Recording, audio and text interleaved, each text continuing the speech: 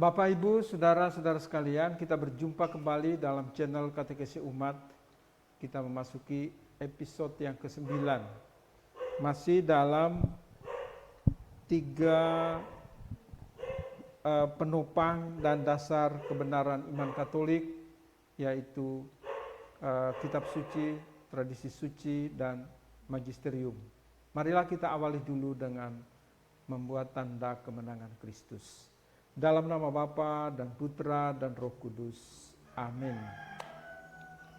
Baik, saudara-saudara sekalian, mudah-mudahan dengan membicarakan panjang lebar tentang kitab suci, mudah-mudahan kita semakin diteguhkan dan dikuatkan, teristimewa mendapat pencerahan supaya iman kita itu tidak ikut-ikutan saja, tetapi punya dasar, punya pijakan yang kuat, dan kita tahu di mana kita berdiri dan di mana kita berpijak. Gereja Katolik mengakui bahwa tradisi suci dan kitab suci merupakan sumber iman.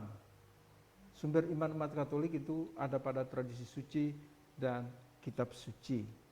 Ini sesuai dengan banyak nas kitab suci yang berbicara tentang baik tradisi suci maupun tentang kitab suci. Saya mengutip salah satu nas kitab suci dari surat Santo Paulus yang kedua kepada jemaat di Tesalonika bab 2 ayat 15. Sebab itu berdirilah teguh dan berpeganglah pada ajaran-ajaran yang kamu terima dari kami, baik secara lisan maupun secara tertulis. Dan ini sudah digarisbawahi bahwa tradisi ajaran-ajaran, ya, ajaran-ajaran para rasul itu ada yang memang ditulis dan ada yang masih di dalam yang disebut dengan tradisi. Nanti kita lihat apa sih tradisi suci itu. Tapi paling tidak gereja Katolik itu mengakui, mempercayai bahwa iman umat Katolik itu bersumber dari dua hal ini, kitab suci dan tradisi suci. Dan masih banyak nas kitab suci, misalnya dari 1 Korintus bab 11 ayat 12. Aku harus memuji kamu, sebab dalam segala sesuatu kamu tetap mengingat akan aku dan teguh berpegang pada ajaran yang kuteruskan kepadamu. Di sini Paulus memuji mereka yang taat terhadap tradisi dan ajaran para rasul yang diterima oleh Paulus. Jadi Paulus menerima warisan para rasul ini, para rasul menerimanya dari Yesus Kristus dan diteruskan kepada mereka semua, para pendengarnya. Nah, perlu kita sadari bahwa para rasul, tradisi suci itu merupakan warisan yang kita terima dari para rasul. Para rasul menerima dari siapa? Dari Yesus Kristus sendiri. Ya. Jadi warisan ini kita terima dari para rasul yang mereka dengar sendiri, mereka mengikuti Yesus kemanapun Yesus pergi, dan mereka mendengar pengajaran-pengajaran ini, dan ini yang diteruskan oleh para rasul kepada gereja.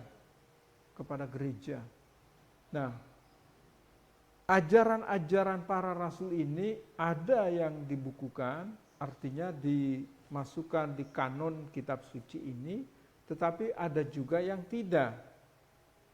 Nah, gereja Katolik mengakui itu, bahwa yang tidak termasuk itu masuk dalam tradisi, artinya diajarkan tetapi tidak dituliskan.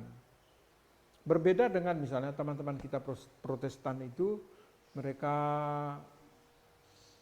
hanya berpegang pada kitab suci, tradisi mereka nggak mau, ya kan? Maka istilah mereka sola scriptura, hanya kitab suci. Ada keselamatan, hanya kitab suci, ada kebenaran, segala-galanya ada dalam kitab suci. Tradisi no. Nah, sementara kita itu menerima baik tradisi maupun kitab sucinya. Kenapa? Karena kitab suci ini adalah tradisi yang tertulis. Seperti dikatakan oleh Santo Paulus ini, pengajaran-pengajaran yang kamu dengar baik yang tertulis maupun yang lisan atau tidak tertulis. Jadi tradisi suci itu adalah ajaran-ajaran lisan yang tidak masuk di sini. Nanti kita akan melihat seperti apa itu, ya. Maka di dalam ajaran resmi Gereja Katolik, apa yang kita sebut dengan Katekismus Gereja Katolik ini juga memuat tentang tradisi itu. Jadi ini sumber ajaran Gereja Katolik itu ada di Katekismus Gereja Katolik ini. Ini berlaku di seluruh dunia bagi semua umat Katolik. Nah, di dalam Katekismus Gereja Katolik nomor 75 sampai 73, saya hanya tidak mengutip utuh, tetapi saya membacakan kesimpulannya dari beberapa nomor itu. Katekismus Gereja Katolik 75, nomor 75 sampai 83 itu ditulis kurang lebih seperti ini. Tradisi suci adalah tradisi yang berasal dari para rasul yang meneruskan apa yang mereka terima dari ajaran dan contoh Yesus Kristus serta bimbingan Roh Kudus. Jadi tradisi suci itu warisan, seperti saya katakan tadi, juga berasal dari para rasul, diwariskan oleh para rasul. Para rasul dengarnya dari mana? Bersumber dari Yesus Kristus sendiri. Nah, selain daripada itu juga dari bimbingan Roh Kudus. Oleh tradisi suci, sabda Allah yang dipercayakan kepada para rasul disalurkan, diteruskan, diwartakan seutuhnya. Ya, diwartakan seutuhnya kepada para pengganti mereka supaya mereka dalam pewartaannya memelihara, menjelaskan dan mewartakan dengan setia. Jadi para penerus mereka itu siapa? Penerus para rasul ini siapa? Gereja Katolik meyakini bahwa Paus adalah pengganti Petrus. Jadi Petrus itu dipilih oleh siapa? Dipilih oleh Yesus sendiri. Oleh karena itu maka tradisi ini terus kita hidupi sampai hari ini. Ini tradisi suci, pemilihan pemimpin dan seterusnya memang ada bimbingan dari Roh Kudus, ada juga diwariskan dan diajarkan oleh Yesus. Gini loh, cara kamu memilih pemimpin misalnya. Yesus juga sebelum memilih para rasul, dia berdoa dulu semalaman. Kalau untuk pemilihan paus, para uskup itu 30, para uskup kardinal itu paling kurang 30 hari, retret agung. Ya, Yesus satu malam, ya, para pemimpin kita itu 30 hari untuk memilih paus. Jadi tanpa kampanye, tanpa apapun, mengandalkan bimbingan Roh Kudus. Ini tradisi yang diwariskan oleh Yesus Kristus kepada para rasul dan para rasul meneruskan kepada kita. Jadi sumber kita itu sangat dekat. Sumber kita itu sungguh sangat dekat. Dari Yesus ke para rasul ke kita. Maka di dalam daftar pemimpin gereja Katolik itu paus itu, Petrus itu paus yang pertama. Dipilih oleh Yesus. Itulah. Jadi ini tradisi yang diwariskan, yang diturunkan kepada kita. Nah, ini yang diharapkan supaya oleh para rasul itu, diharapkan supaya para pengganti mereka itu sungguh-sungguh mewariskannya, mewartakannya, mengajarkannya dengan setia. Tidak boleh ada penyelewengan, tidak boleh ada hal-hal yang ditinggalkan, tidak boleh mewartakan diri mereka sendiri, tetapi sungguh Kristus menjadi sumber pewartaan. Jadi singkatnya, tradisi suci dan kitab suci itu tidak bertentangan. Kalau orang bilang lah ini tradisi suci ya enggak itu mungkin orang anggap lah itu tradisi suci, orang anggap seperti tahyul atau apapun, adat istiadat lain. Nanti kita akan melihat perbedaan antara tradisi suci, tradisi gereja, dan tradisi. Nah, ini berbeda lagi juga ya. Tetapi yang mau digarisbawahi oleh Katekismus Gereja Katolik adalah bahwa tradisi suci itu adalah tradisi yang berasal dari para rasul. Para rasul mendengarnya, mencontoh dari Yesus Kristus sendiri dengan bimbingan Roh Kudus. Jadi bukan dikarang-karang, bukan dibuat-buat itu. Tidak. Jadi apa yang mereka dengar itu yang mereka warisi. Seperti Roma memberi contoh cara memilih pemimpin juga begitu. Ya. Jadi ini yang kita hidupi, tradisi ini kita hidupi sampai sekarang, sampai hari ini. Ya. Maka baik kitab suci dan tradisi itu menurut Gereja Katolik itu sama sekali tidak bertentangan. Sama sekali tidak bertentangan. Jadi kalau Anda mau mengerti, memahami kitab suci harus tahu tradisi. Ya kan, ditulis dalam konteks yang bagaimana, untuk siapa. Jadi untuk menghindari salah tafsir, maka tradisi ini menjadi sangat sentral, sangat penting untuk mengerti dan memahami kitab suci. Ya. Mengerti dan memahami kitab suci. Jadi ini dulu kita sih nggak masuk terlalu jauh. Maka Yesus di satu sisi dia juga sangat menghargai tradisi kan, kebiasaan-kebiasaan adat istiadat nenek moyang. Tapi di sisi yang lain juga Yesus mengkritisi. Misalnya dalam Injil Markus bab 7 ayat 8. Yesus bersabda, perintah Allah kamu abaikan untuk berpegang pada adat istiadat manusia. Ya kan? Ini kritik Yesus. Jadi jangan sampai, nanti kan ada tradisi gereja, ada tradisi, nah jangan sampai hal-hal yang begitu profan dan duniawi ini kita utamakan dan mengalahkan apa yang pokok menjadi warisan para rasul ini. Maka iman kita itu kan dikatakan iman berdasarkan iman para rasul, karena para rasul itu kan orang yang ada di lingkungan Yesus Kristus sendiri. Jadi ajaran-ajaran itu baik lisan maupun tertulis, ya, itu kita terima. Gereja Katolik menerima ini, baik Katolik Barat maupun Katolik Ortodoks, Katolik Timur menerima kedua-duanya ini. Hanya saudara-saudara kita yang Protestan itu mereka bilang hanya sola scriptura, hanya kitab suci. Di luar kitab suci, no, tidak ada kebenaran. Ya nggak apa-apa sih, itu kan hak mereka toh. Tapi ya kita itu gereja Katolik baik Ortodoks maupun Katolik Barat kan mereka mulai dari awal, bahkan Ortodoks kan jauh lebih tua itu, mereka memelihara tradisi-tradisi ini, ya jauh lebih tua daripada itu.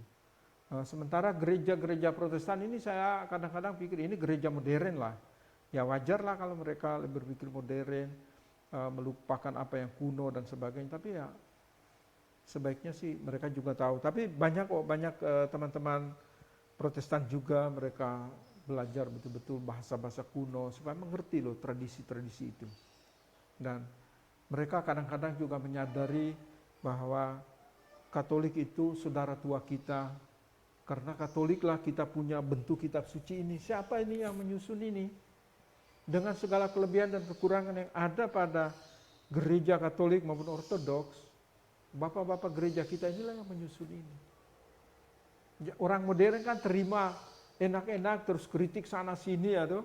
Tapi ya kita tetap mengapresiasi bapak-bapak gereja yang bekerja keras menyusun adanya kitab suci ini.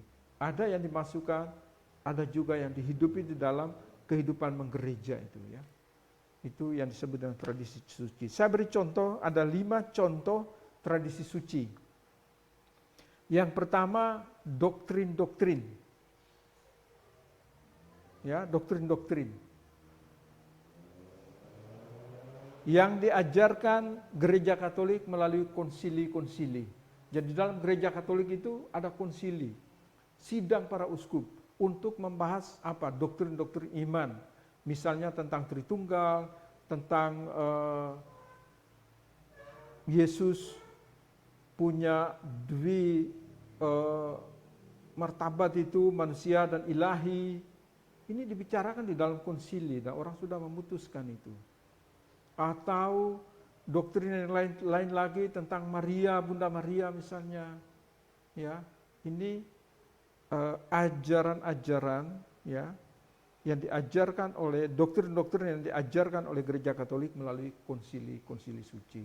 Ada konsili Nisea, ya, ada konsili Konstantinopel, ada konsili Efesus, dan seterusnya itu konsili Efesus kesekian sampai 4 kali.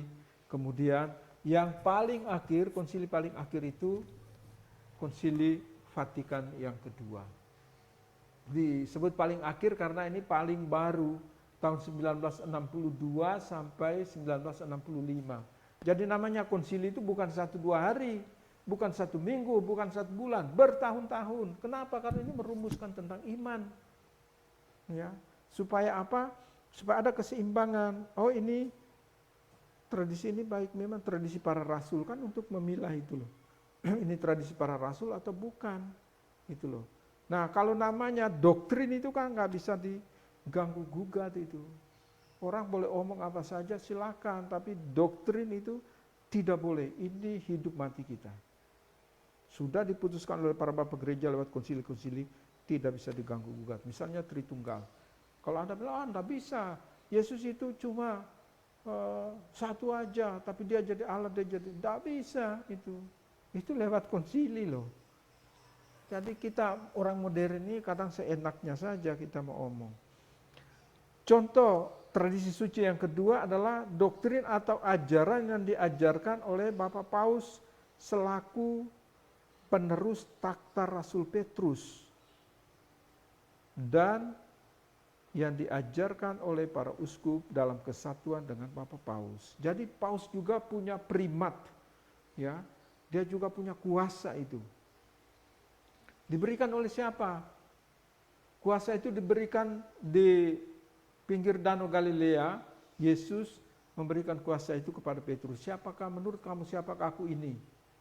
Ada yang bilang ini Nabi, Elia, Yohanes Pembaptis dan macam-macam. Menurut kamu siapakah aku ini? Dan Petrus mewakili kawan-kawan bilang, engkau adalah Mesias, anak Allah yang hidup. Ya, Yesus kalau bahasa kita, jangan viralkan itu ya, modern sekarang ya. Jangan ceritakan ke sana kemari ya. Cukup. Dan engkau Petrus, di atas batu karang ini aku akan mendirikan jemaatku dan alam maut tidak akan menguasainya.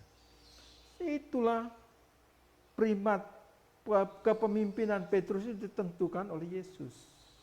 Bukan lewat pemilihan umum itu ya, para rasul. Tidak ditentukan. Ini salah satu contoh. Maka Petrus itu punya kuasa. Kuasa untuk apa?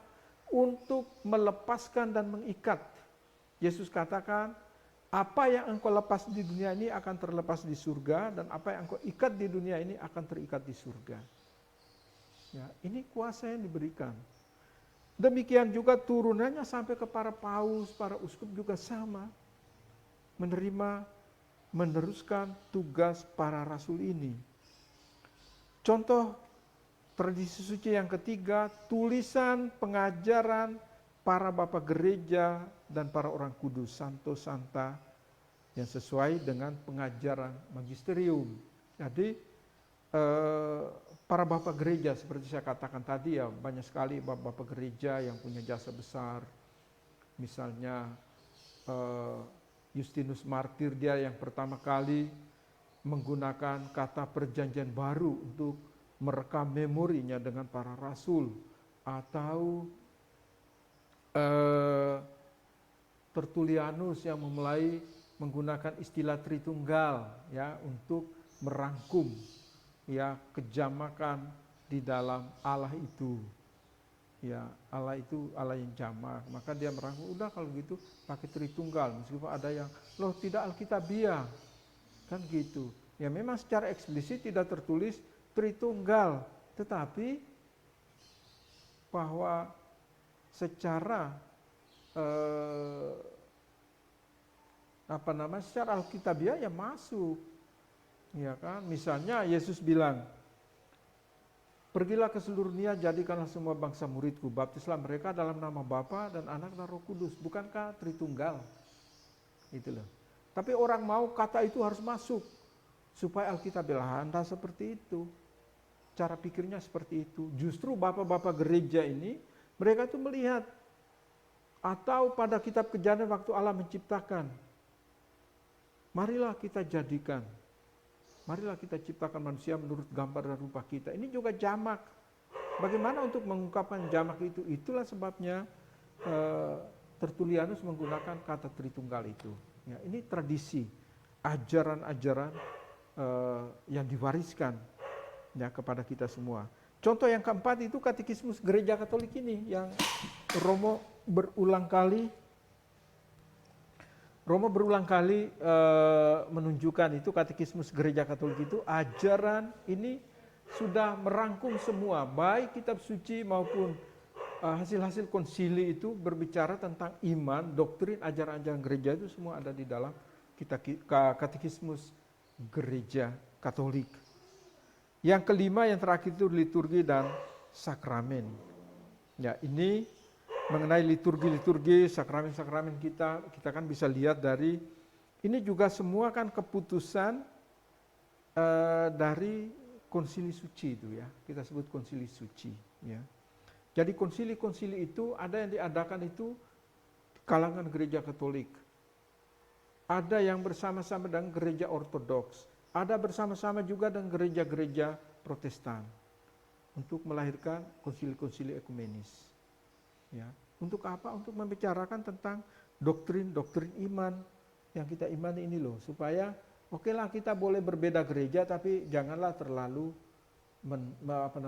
jangan terlalu mencolok.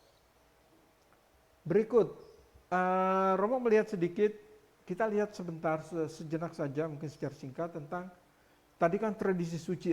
Tradisi suci diwariskan oleh para rasul. Para rasul mendapat dari mana? Dari sumbernya, yaitu Yesus Kristus. Jadi kita itu, gereja kita itu menerima sumber yang dekat sekali, bukan sesuatu yang jauh gitu ya. Kemudian perbedaan antara tradisi suci dan tradisi gereja, ya,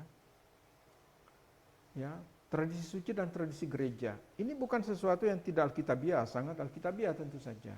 Tetapi tidak dirumuskan secara eksplisit di dalam kitab suci, ya, tradisi-tradisi gereja itu.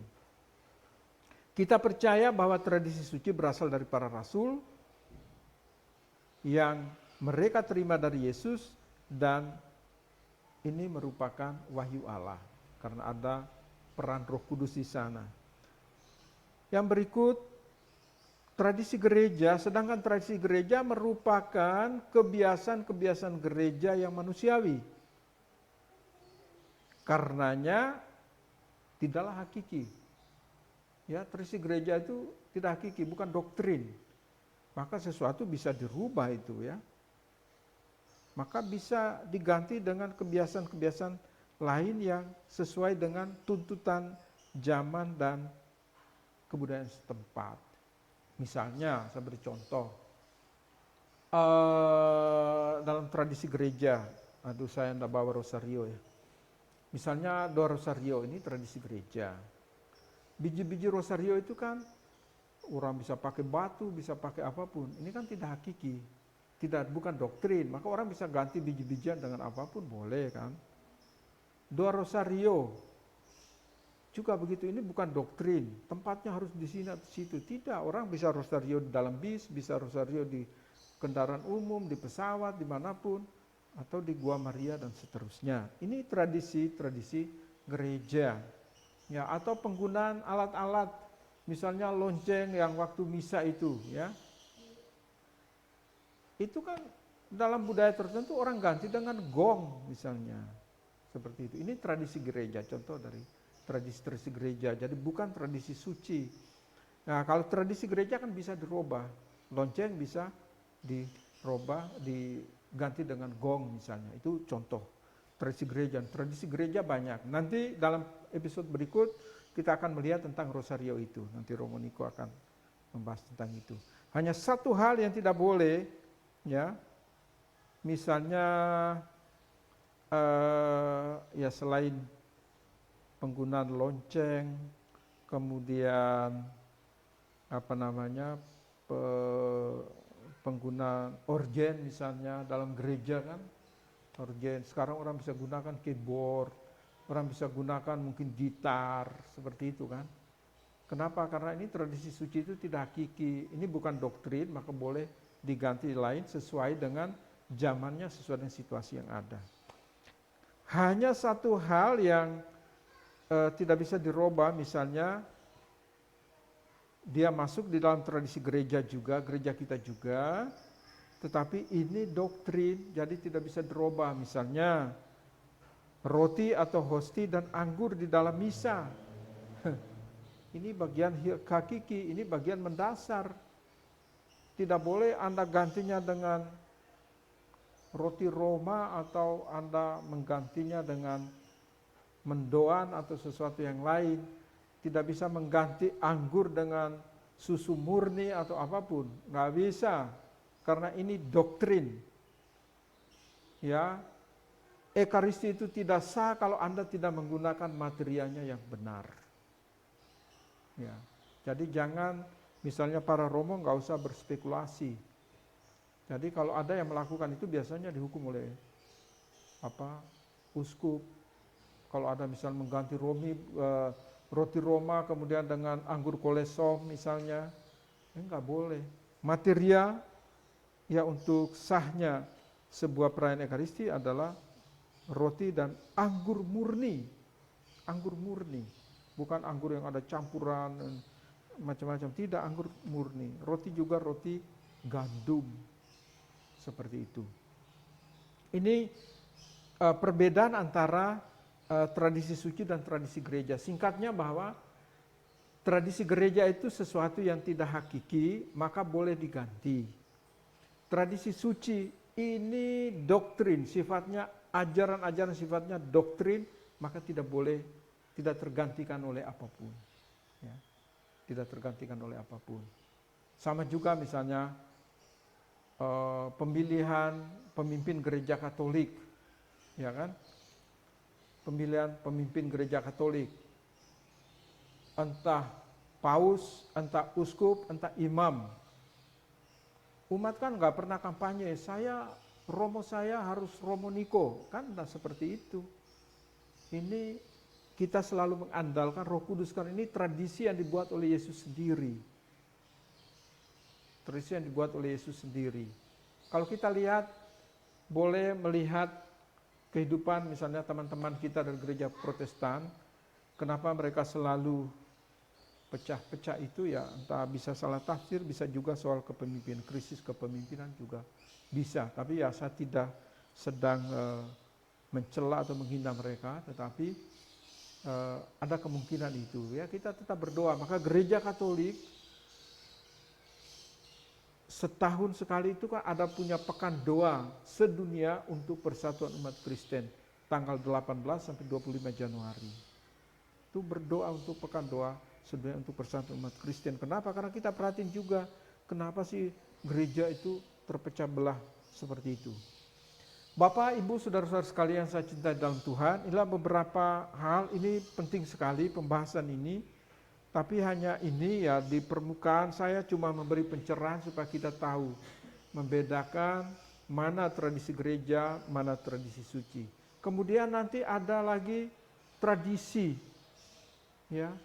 Tradisi itu artinya bahwa kehidupan kita sehari-hari, di dalam budaya-budaya kita setiap hari.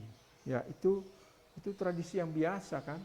Namun demikian ada juga gereja mengakomodir tradisi yang baik ini menjadi tradisi gereja. Misalnya tarian, lagu-lagu dengan gaya ini, gaya itu, alat musik tradisional masuk di dalam gereja menjadi tradisinya. Misalnya di Jawa ada gamelan, di tempat lain ada angklung, di Banyumas ada calungan, dan seterusnya.